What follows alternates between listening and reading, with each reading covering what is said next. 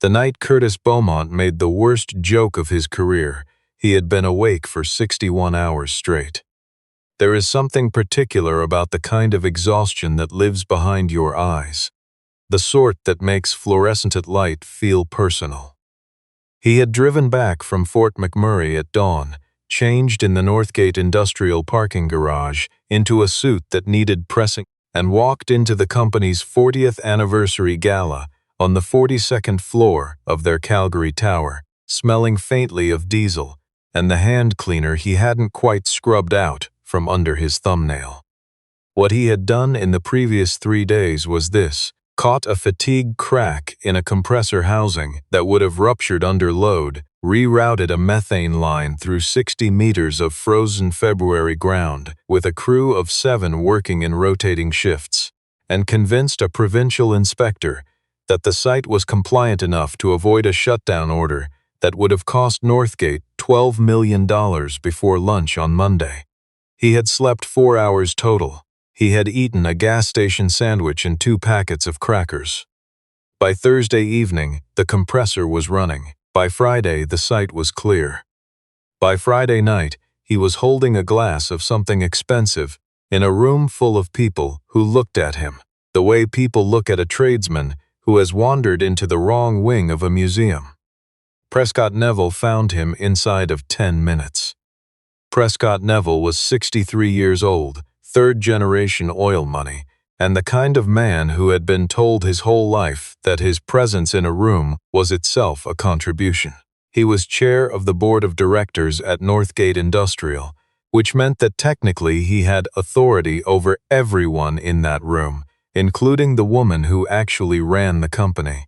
He had the easy cruelty of a person who has never needed to earn a single room he walked into. He looked at the name badge on Curtis's lapel the way you look at a receipt you didn't expect to find. Operations, he said, reading it aloud, not to Curtis but to the 2 people standing beside him.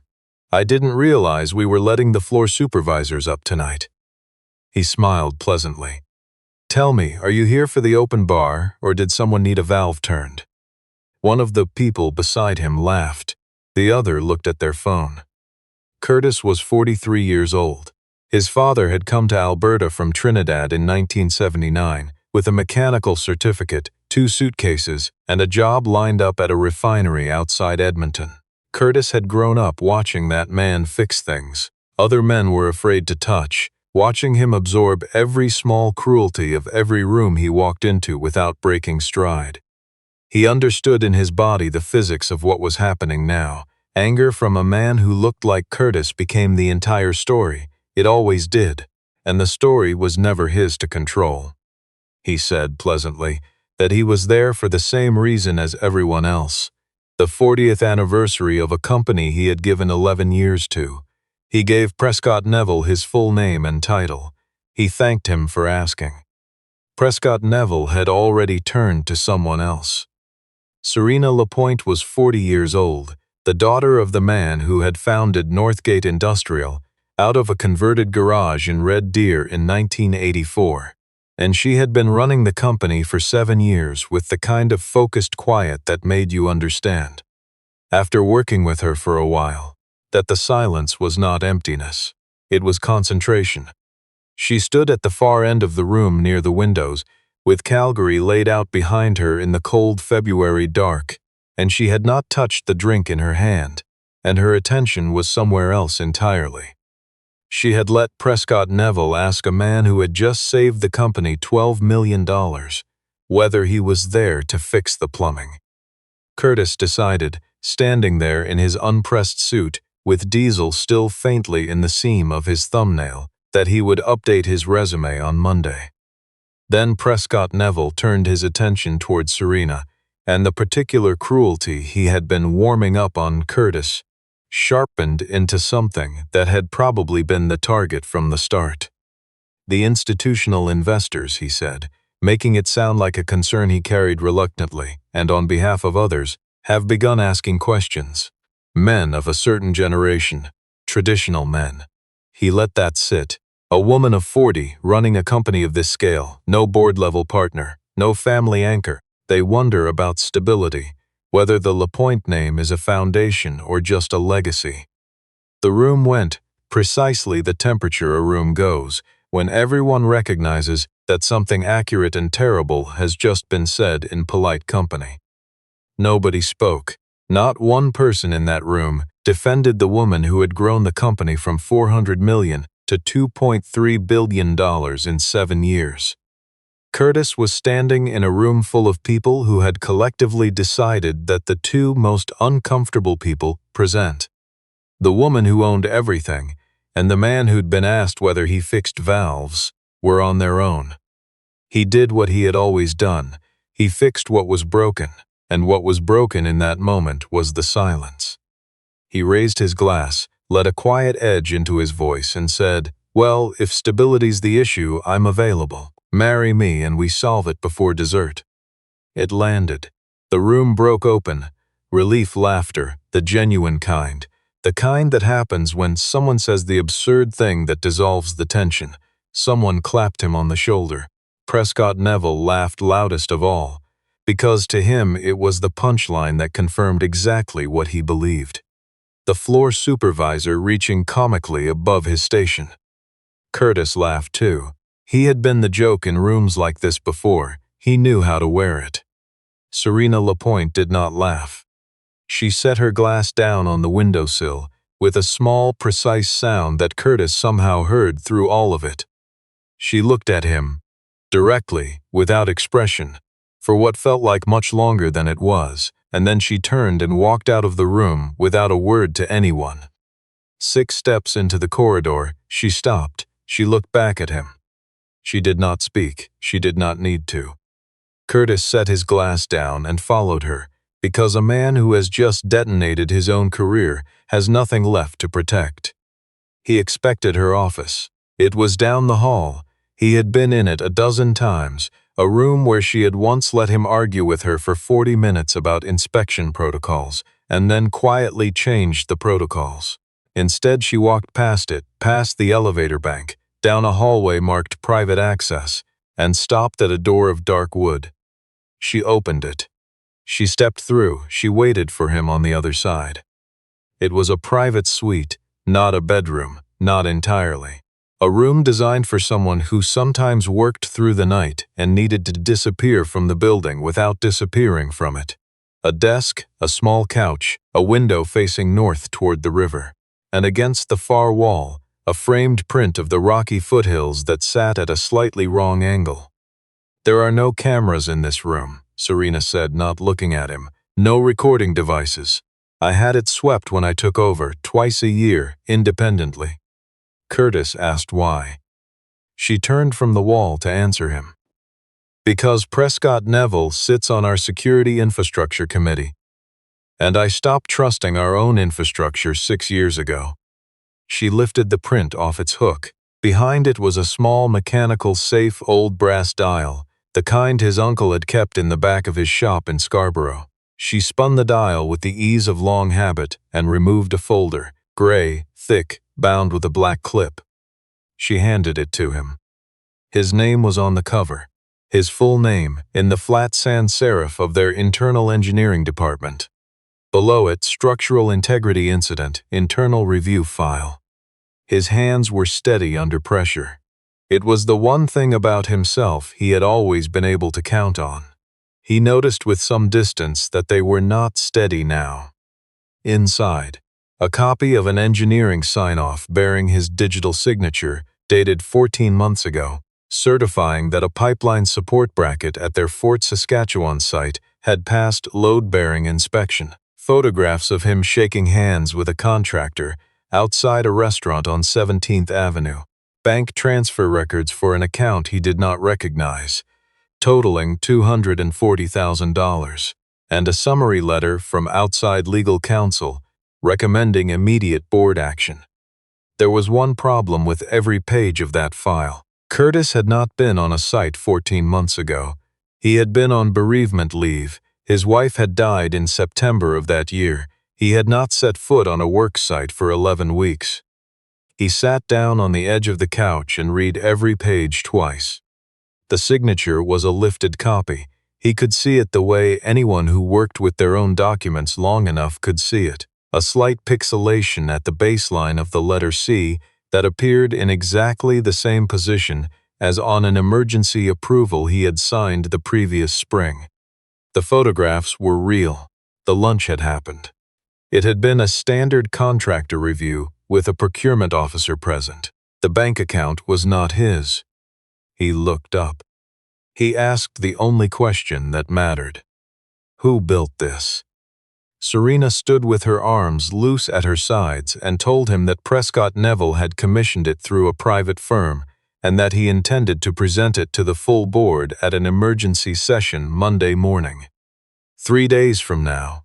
He would not accuse Curtis, she said. He would make him. There was a difference. Curtis sat with that sentence for a moment. Then the second question arrived, and it had heat behind it. How long have you known? 9 days. And tonight, he said, you stood in that room and let him ask whether I was there to turn a valve. She did not flinch. If Prescott knew she believed Curtis, she told him he would change his approach. The only advantage she had was that Prescott believed he was operating without opposition. Curtis stood up. He told her, quietly, because his voice was always quiet, but he made sure she heard everything in it, that he had spent 11 years being the person she called at 3 in the morning, that he had never once asked for cover in a room, that the one time his name was on the table, she had let him stand unprotected because it improved her position. He said he was not a resource she got to deploy. He walked toward the door. She said his name once. She held out one more page. It was a corporate registry filing. He traced it the way he traced everything, backward, layer by layer, and 3 entities deep. He found the beneficial owner sitting at the bottom of the structure like a weight at the end of a chain. Neville Capital Holdings Limited. Curtis stood in that quiet room and felt the entire evening reorganize itself around one fact. The falsified report was not the crime. It was the cover story for something that had been running for at least 2 years. Inflated remediation contracts, phantom maintenance billings, capital reserve funds quietly redirected into Prescott's own companies. The Fort Saskatchewan structural failure, the real one, which had cost $12 million to remediate, had needed an explanation. Someone had needed a name on a report to say who had missed it. His name had been chosen, not because he was careless, but because he was useful. The most efficient point of failure in the entire organization. He drove home. His daughter Celia was asleep. She was 9 years old. She had her mother's forehead and her grandmother's stubbornness, and a habit of leaving her shoes in the exact center of the front hallway, where he could not avoid them in the dark. He stood with his keys in his hand and looked at those shoes for a long time. His wife, Josephine, had died of an aneurysm on a Tuesday in September. She had been 39. She had been making coffee. He had been on site in Red Deer. By the time he arrived back in the city, she was already gone, and Celia had spent the afternoon at school not knowing. And that detail lived in him like something structural, not the grief itself, but the 3 hours his daughter had spent at her desk that afternoon, without knowing her mother was dead. After that, the only promise he had made himself was that he would not be the second parent who disappeared. Not for a week, not for a month, not for anything. A fraud allegation attached to an engineer's name the way a fatigue crack attached to steel. You did not see it until it failed, and by then the failure was the only story anyone told. He put Celia's shoes by the door and went to the kitchen table.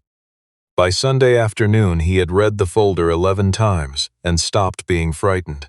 For him, becoming professional had always been the same thing as becoming precise.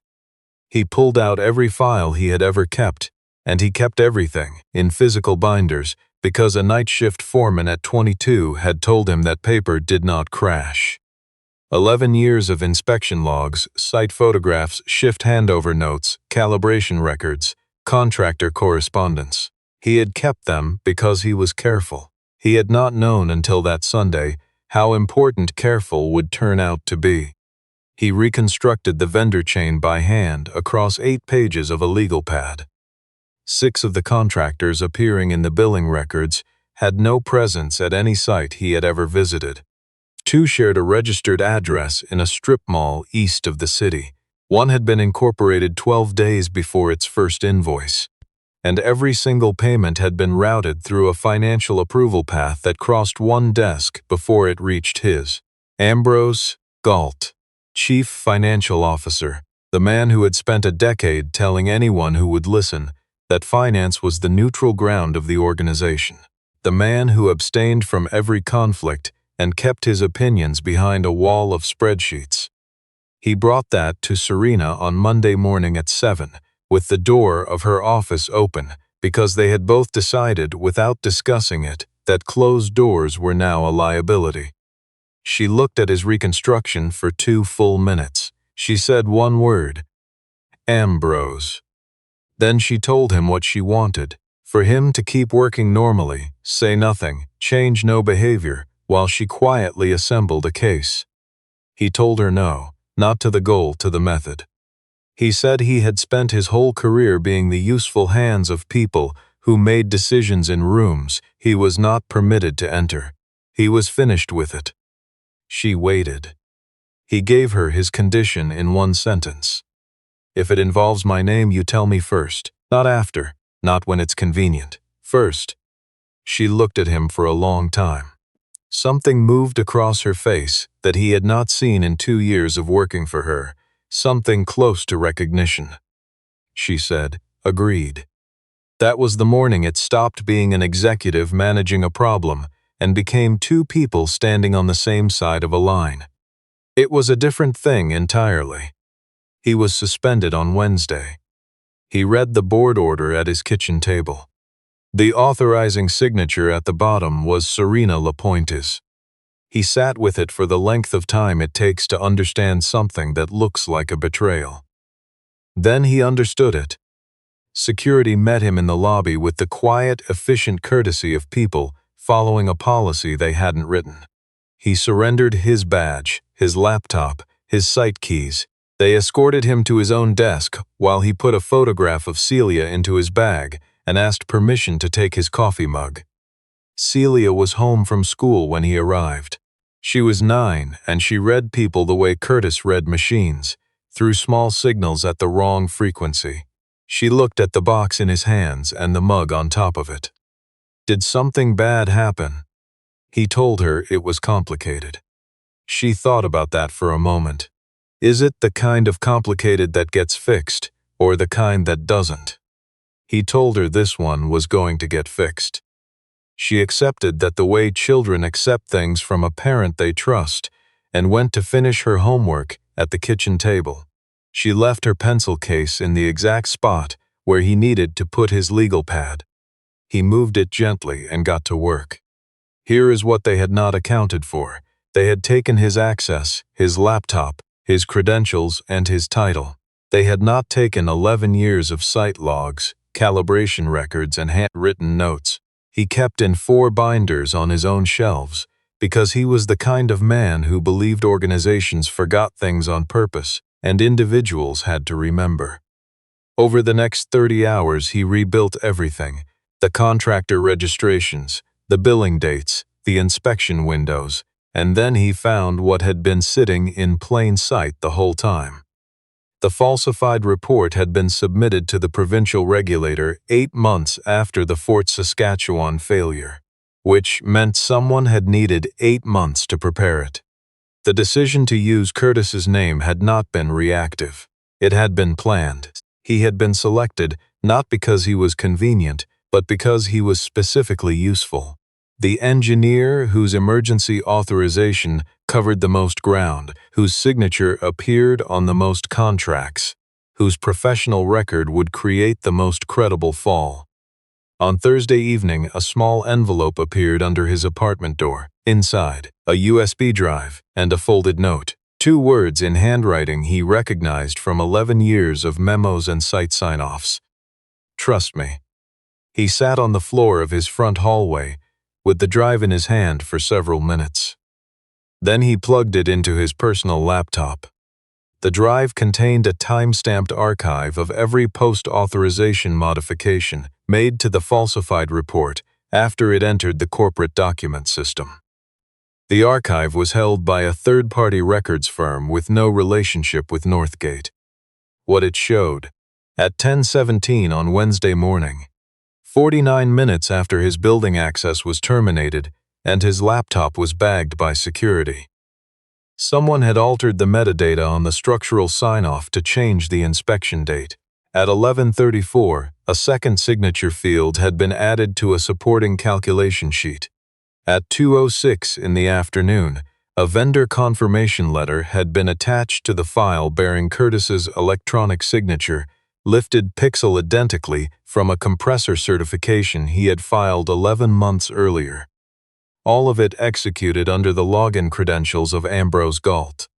His suspension was not an abandonment. It was an alibi. The modifications could only have been made by someone still inside the system, which ruled him out completely, with timestamps to prove it. He called Serena. She picked up on the second ring. He told her it was brilliant. He also told her that being right was not the same as being trustworthy, and that she had made a decision about his life in his name without giving him the chance to make it with her. There was a silence on the line. She said, "I know." Not a defense, not an explanation, just the truth of it. He told her they could either be two people who trusted each other or two people who managed each other, but not both. Then he went to work, because they had until Monday. He contacted Beauchamp Rydell, an independent engineering and audit firm that had done a compliance review for Northgate 4 years earlier and held no current engagement, which meant nothing to protect and nothing to preserve. He gave them the external archive, his personal logs, the reconstructed vendor chain, and the corporate registry filings. He asked them one question: did the evidence support the conclusion he had reached, or did it contradict it? He stayed out of their way for 40 hours. What came back on Sunday night was 26 pages, 6 fictitious vendors, 4 shared registered agents, $180,000 moved through 2 intermediary accounts in the previous 14 months, the beneficial ownership chain, documented through 3 numbered Alberta companies, terminating at Neville Capital Holdings Limited, and a time-stamped record of every document modification in the falsified file, all executed under the credentials of Ambrose Galt, during windows when Curtis Beaumont had no access to the Northgate system. There was one remaining weapon, and it was the ugliest one available, and it required no evidence to function. There was a camera in the corridor outside the private suite. Not inside, the room was clean. But the hallway camera had recorded, at 11:42 on Friday evening, Serena Lapointe using a key and a mail direct report following her through the door. 2 figures, 1 door, 1 timestamp. That was all Prescott Neville needed to reframe every piece of evidence as the improvised cover story of an executive protecting the man she was involved with. It would not have to be true, it would only have to be said aloud in front of enough people. The emergency board session convened Monday at 9 on the 38th floor. 12 directors. Prescott Neville had called it himself, and the agenda had 3 items: terminate Curtis Beaumont for cause, censure Serena Lapointe for failure of fiduciary oversight, and appoint Prescott Neville as interim executive chair. Curtis was not on the visitor list. He sat in a small meeting room 1 floor below with a partner from Beauchamp Rydell named Vera Nair, a box of documents, and no company credentials, no title, and no way to know whether anyone in the room above would allow him to speak.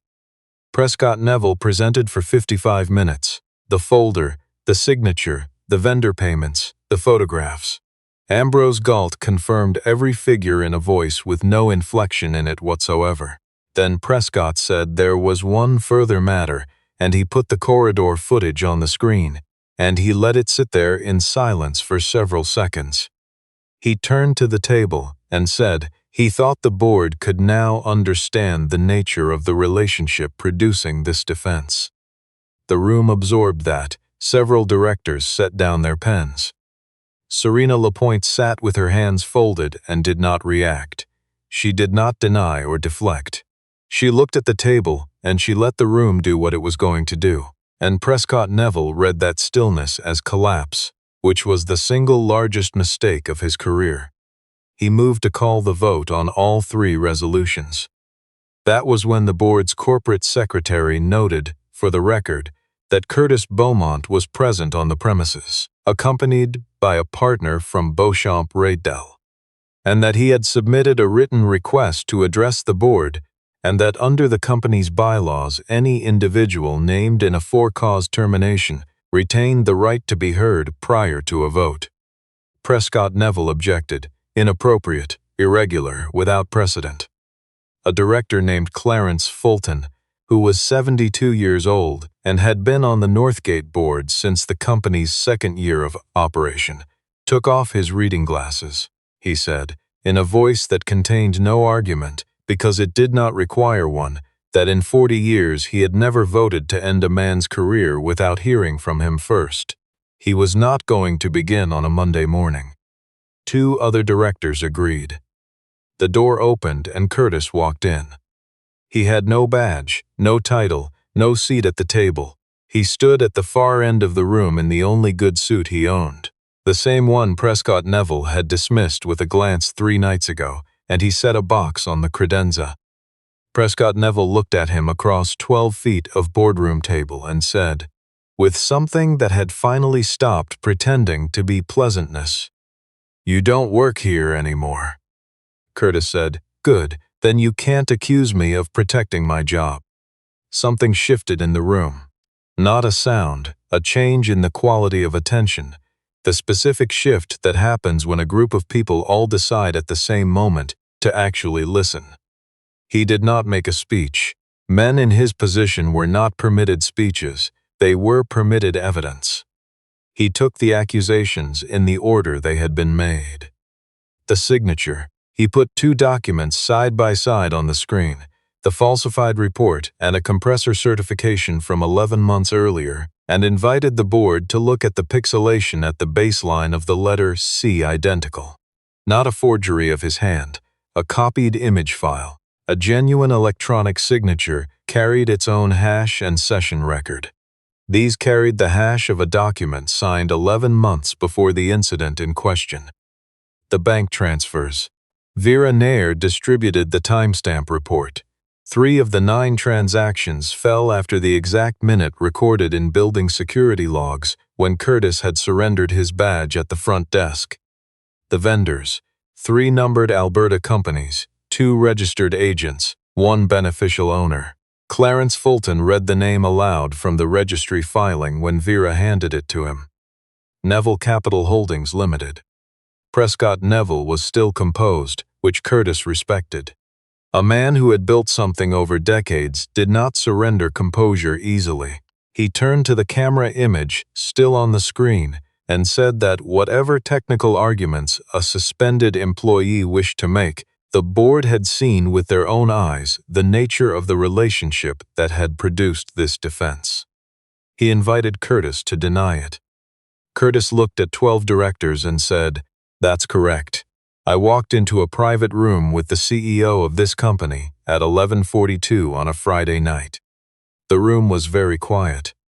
Then he said, 'Ask me what was in there.'"